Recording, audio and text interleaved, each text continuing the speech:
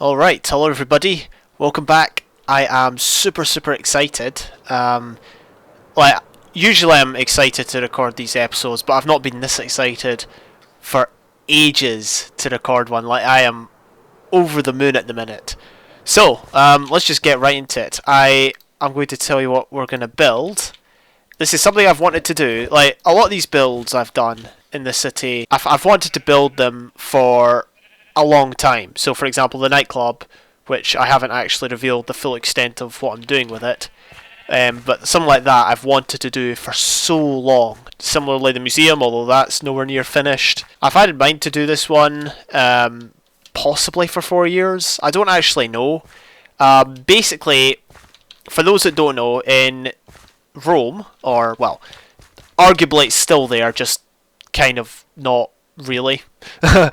Basically in Rome there's this place, or there was this place called the Circus Maxima, or no, Circus Maximus. Circus Maxima is a band, I think. Correct me if I'm wrong. But yeah, there was this building called the Circus Maximus, and basically what it was a place where chariot racing occurred. Now, obviously this is Minecraft, chariots haven't been added to the game yet. Hint hint, Mojang. No, but I want to build something like that, but not just for show like the arena. No, I want this to have a specific function, okay? I want this to be able to time the speed of horses, okay? So that we can bring horses here, keep them here, and then like test their speed, and if I'm not lazy, I can maybe breed up some fast ones. I don't know. So this is twofold. First of all, it's going to require the building, obviously. Second of all, the redstone to do the timer. Now, I actually, and I've always remembered this. This is always something that's come to mind every time I've thought of this build. But way back in the Dark Ages, I think about 2013, Etho released a Minecraft episode in which he made such a clock. Now this was obviously before I had the idea, but my idea was based off of his episode and his timer, and I thought if only I could get this timer working here in this build, it'll make the build look epic, because not only do we have a build to race horses in, but we have a timer. What's cooler than that? Okay, probably a lot of things. Oh my goodness! There's a moth in my keyboard! What? There's a moth in my keyboard. Oh my gosh.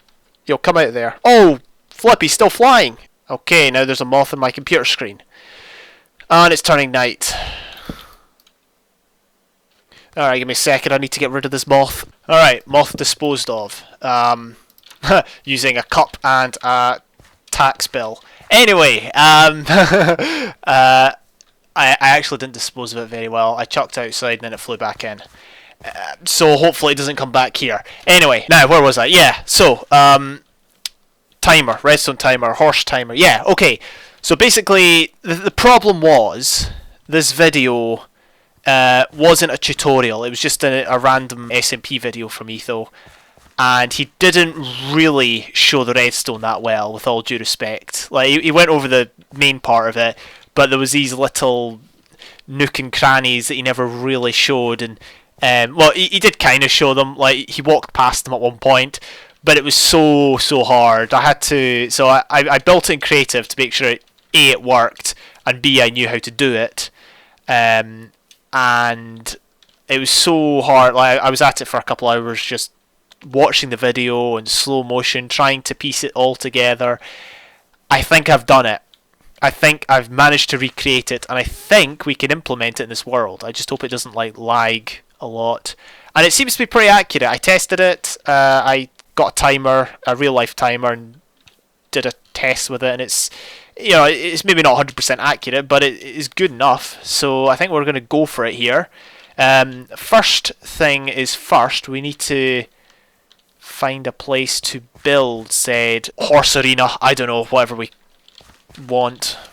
I don't know what to call it. I'm not good at naming things. You can tell. The sheep shop. Where are we going to build it? It needs to be somewhere fairly spacious. And unfortunately, this area here. Well, I say unfortunately, but what else am I going to build here? This area here is probably the prime location. The question is there enough space? Can we incorporate a build here? I think we can. See, the thing is, the Circus Maximus, Google it if you want, is very interesting. But basically, it's not like a normal arena like that, you know, that's quite circular. It's long and narrow. So, we don't need a very big space. But I'm sure we could try and get something here. Now the thing is, Etho never put like a building around his. It was just like a road with a timer. So yeah, we're gonna have to take it to the, well, arguably to the next level if we're gonna create some sort of a building in which to, you know, store the timer and things like that. I'll mess with the terrain first of all, and I'll try and get a kind of flattish area with which to build it. See, the issue is I would ideally like somewhere for spectators, not too many seats of course, just a few. The main bulk of it will be the track and the redstone. And basically also what I want to do, so the timer works best if you've got a straight line like that, okay? So the horse obviously starts at this end, clip, clop, clip, clop, clip, clop, runs in a straight line through the timer over here.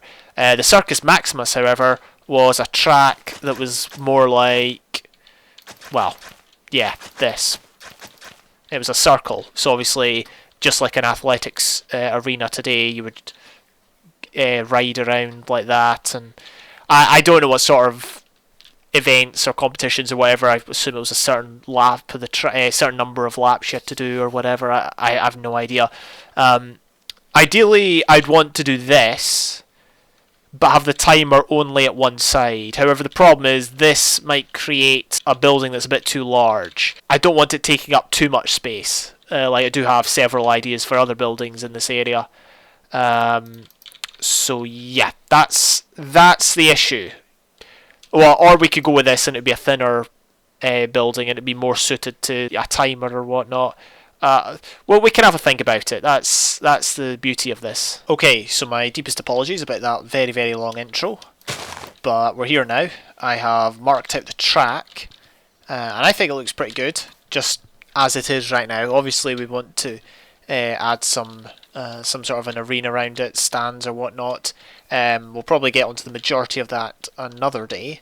Today the main focus is to get the timer working. To do that, I'm going to try and think of the main blocks I want to use with regards to decoration, so we can implement them into the timer. I think I'll have the timer over here, and this straight here will be the one that will be used for timing. So the reason we can't use the whole lap of the track, well, arguably we could, but this isn't about who's fastest, it's about who's fastest. The aim of it is just to be able to press W and go in a straight line on a horse and go through 2 gates, and that'll be the time. If you've got to do turns, it'll take away from the whole fair test of seeing which horse is fastest, because on one turn with a slower horse you might do the turn more efficiently than with a faster horse, and therefore the slower horse is timed higher, which is not what we want. I mean, obviously we could do it that way, but I'd rather not. The reason we've gone for the full loop is just for looks, and in case horse racing is, you know, done or whatever. I mean, obviously I'm the only one in the world, but you know, you never know. Might as well have it there just in case. I could race a skeletal horse or something. I did bring a horse down just to test. I'm going to use path blocks, I think, for the flooring, because, well, it was either that or sand. I prefer path blocks, to be honest. So here we are. I have done a bit of work off camera, just laying out the areas where the redstone is going to go. I've also laid andesite around the edge of the track. I really like that look, actually, andesite and path blocks. So we're going to stick with it. Over here, this is going to be like the start line, which is, yeah, it's definitely not right in the context of modern day athletics. This would be the, well, actually no, it would be. This would be the start line of the 100 meter sprint.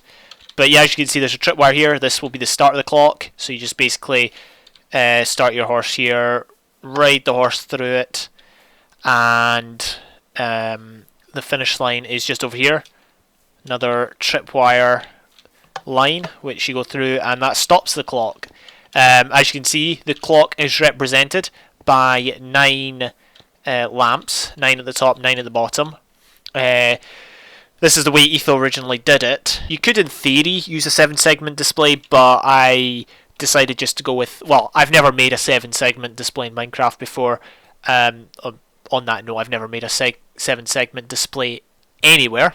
And also, this is how Etho did it, and I thought I would just go with what he did. And it's a good way of doing it. The top row of lights, that represents seconds, and the bottom row represents tenth of seconds. So obviously, if 5 lights at the top are a light, and then say the third one along is a light, then that means the time is 5.3, and it can count all the way up to 9.9. So if a horse takes any longer than 9.9 seconds, I don't actually know what happens, but it won't be registered accurately. Obviously, we can, if we find that the distance is too long, we can move the start line. That's not a problem. The one issue is the start line and the finish line, and in theory the clock here are in different places to where they were when Etho did it and where I experimented with them. So yeah, it's going to take a bit of work to really get it all wired up properly, but we can give it a go right now. So this is not really a tutorial. It's just basically me talking about it, talking about how to wire it, because I'll do as good a job as possible in case anyone wants to copy. I've never been a fan of tutorials, as in, well, no, tutorials are good, but I've never been a fan of doing them myself, simply because there's always tutorials out there for everything. So I might do one for this because I've not seen one, and I reckon I could probably just about get away with it. The other issue is these blocks here weren't in the original design that I did. But the reason for that is because I like the look of the lamps. We've got the stairs top and bottom, and then the stone bricks behind, and that kind of gives a cool look in my opinion. Well, we can only get that look if we add these blocks here. I don't think there's anything that goes there. So what we do, as you can see, I've placed repeaters facing into these blocks. These blocks are directly behind the bottom lamps, so this is the main clock that will count up tenths of seconds. Up here, all we need to do is, add torches behind the second lamps. Not the second lamp, but the seconds lamp. Seconds lamps. Yeah, that was awkward. Down below, or, well, I guess we could just work up here first. We just need to put repeaters behind the torches there. And we need to... Oh, we don't need one there. And on every second block, just behind the repeater, we place a redstone torch. Oh, the block diagonally down from the repeaters here that feeds into the seconds lamps. Then we need sticky pistons, and we place them. We actually place them here. I'll just place temporary blocks here for now, and that is where we place the sticky pistons. And I think, my Parker skills are doing me no good when it counts. Alright, there we go. Let's put some more on. We need one behind every single one. And then we can remove these blocks behind, because we need to use these 2 lines to update the pistons, and I'll get on to how that works in a bit. Hopefully this is easy-ish to follow. Hopefully it's easier than Etho's episode was. It wasn't difficult, it was just difficult to see all the wiring. But no, he's good at explaining stuff, I think. It's just in that particular video it wasn't very clear. I'll leave the original video in the description if I remember. But basically, between these blocks that we've attached to the sticky pistons, all we need to do is put some repeaters on with no delay. So basically, the wire that comes from the start, obviously the start is way over there. That should come up here. That's kind of awkward because this is a stop line, which is right next to where the start wire should go. But yeah, well, whatever. And then it looks like what we do is we run a wire out from here up to here. That should be fine. Let's see, we need a block behind a repeater here facing into the other repeater. We need one repeater facing into each repeater that's powering the millisecond, not the millisecond, the tenth of a second lamps.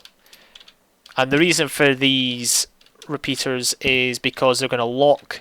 So these repeaters are going to lock the repeaters here that are powering the lamps, and that will give us an accurate reading for, well, as accurate as possible, but it will give us a definitive tenth of a second reading. So that's good. We'll just run the wire all the way along there. At the last repeater, you just put a block in place and then run a wire out from there, and that obviously takes a signal that comes from this repeater. And then I think we need another one here. This was to, I think Ethel made a mistake and missed one out, and so in order to fix the issue, you just basically put another one here, and that works well enough, because I think you're supposed to have 10 locked repeaters or something like that, and he only had 9. So that's why he added that one there. Again, I'll credit him for the design. I am merely, well, I'm like the interpreter. I'm like the translator. It's like he did it in a different language, and I'm here putting it into simple tongue, for want of a better phrase. Okay, so then we need, I think, 6. 3, 4, 5, 6. And then, oh, we've got another locked repeater here. I'm not sure what half of this stuff does, to be honest. Oh wait, well, I guess this is a... oh no, it's not a pulse limiter. This piston here actually goes down one block. Put that there. And then we need another line of redstone that goes all the way over here, and that joins back up. So as you can see, we've got a bit of a circle going, and that's the loop. When the player goes through the start line up there, this will start a loop, and that'll be like the counter. So every time every pass, it'll add up one of these seconds, and every pass it'll light up all of these in order. I'll explain how the seconds are counted in a bit. Basically what happens is these repeaters are locked in order to get an accurate or a definitive count for tenth of a second. And like at the end of it all, you will only have one of these lights shown, whereas up here you'll have multiple lights shown unless the run was done in 1 second, which I doubt it, but usually it'd be 2, 3, 4, 5, 6, 7, 8, 9, whatever. But with a tenth of a second it'll just be 1, and I think that's because, you know, all but one of the repeaters will be locked. Okay, so let's go down here for a second. This is I think this is where the stop mechanism occurs. I think we need a piston there, we need a redstone block, which I currently do not have. So we'll just bung that right there, and then I think there's a piece of redstone there. So yeah, we just do that there, put a torch there, and something happened. No idea what, but hopefully it still works. It shouldn't really work if I copy it exactly. Okay, so then we need to run a wire down here. Again, I'm not trying to deceive you. I know absolutely nothing. Why? I don't have zero clue. I just don't know as much as if I was the one that had created it. So a monostaple circuit, or a pulse generator, just one pulse. So that goes through, and then we need a repeater there. Then we need the redstone to go all the way up. Well, it goes to the 2 lines, and this is where we come to the fun part. And I'm not sure if this, I don't think this is a glitch. I think this is legit redstone tactics, but it was very complicated. And this, believe it or not, was actually where I got it wrong. Okay, so as you can see here, we've got 2 side-by-side repeaters, one on a 4-tick delay pointing into a block, the other has got no delay, and it's just pointing straight into a long redstone wire that runs over the top. Well, it doesn't run over the top, it runs kind of diagonal to the pistons down below. I got this wrong. I had this this repeater, switched around like that, and I couldn't for the life of me work out what was going on. I rewatched the video so many times, I could not work out what was going on, and then I just realised I needed this repeater to be that way. So make sure they're both facing that way if you attempt this. Okay, so the repeater below is on a 3-tick delay, and then we just need a line of redstone all the way along, and obviously at some point there's going to have to be a repeater right there, just to extend signal. And basically, so this is the hard part. What this does is the way it counts the seconds is it relies on a block update, the combined redstone signal, which is partially delayed. Obviously, because as you can see, we've got no delay here, and then a 3-tick delay down below. The partially delayed signal, or the partially out of sync signal, whatever, causes these pistons to update, and so they'll be extended. And then, as they're extended, this block will go above this torch here, like that. That'll power this repeater, depower this torch, and then the lamp will be off. And then, in order for it to turn on, when the seconds are counting, if you remember what I was speaking about before, I was talking about how there was a loop going on, and every time it would go round, that would be 1 second. Well, every time there's a loop, the signal will then come up here, and it'll be a 1-pulse signal, so it will update the piston will retract, only one piston, it won't pass through to all of them, but yeah, it'll pass through the piston, or it'll update the piston, sorry, the piston will retract, the block will move from here to here, and then on the next pass the pulse will be able to come through this block to this repeater, and then it'll update that block, and that'll be 2 seconds. It's very complicated. As I said, it relies on block updates, but that's in essence how it works. And then obviously that's how we get the count of seconds. I'll try and demonstrate it later if it works. Alright, so this line of redstone here is the output, or not the output, this is the reset, I think. Yeah, this is the reset. So we should have at this point all the redstone done except for the input-output reset. So we've got a loose end here. I think that's everything. Okay, so we've got, as I said, we've got a loose end over there. That's the input. The output is over here. And the reset is, as I just showed, back here. So we just need to hook these up. Now the reset originally was done using another trip hook wire, which was just before the starting line, so you could run over it, reset it, and then start the timer again. I found that to be unreliable, so we're just going to use a button, I reckon, because that's straightforward enough. But yeah, we just need to hook up the input with the start line over there. We just need to hook the output, the output with the finish line over there, and so on and so forth. Okay, so I may or may not have got this working. I've not tested it yet. As you can see, I've got to be careful not to walk through anything. So we've got the output, or the stop mechanism, hooked up here. We've got the reset wired as well. I'm pretty sure we'll have to press the reset first before we do anything else. And then the start mechanism is also been hooked up, and it's quite a long wire, which means I don't know how many repeaters there are, like 3 it looks like. So that probably, the more repeaters, the more inaccurate it will be. But I mean that's okay. It doesn't need to be exact, if you know what I mean. So long as it's the same for every horse or whatever's racing here, it'll be fine. So I've got no qualms about that. But yeah, let's give it a test, shall we? So first of all, we need to press the reset. Okay, so far so good. I'm expecting it to work, but I'm still nervous as heck. Timer is at 0, all the lights are off. I tested it on myself in the creative world I was in, but we'll do it properly here with a horse. I'm nervous, here goes nothing. Alright, as you can see, it's working.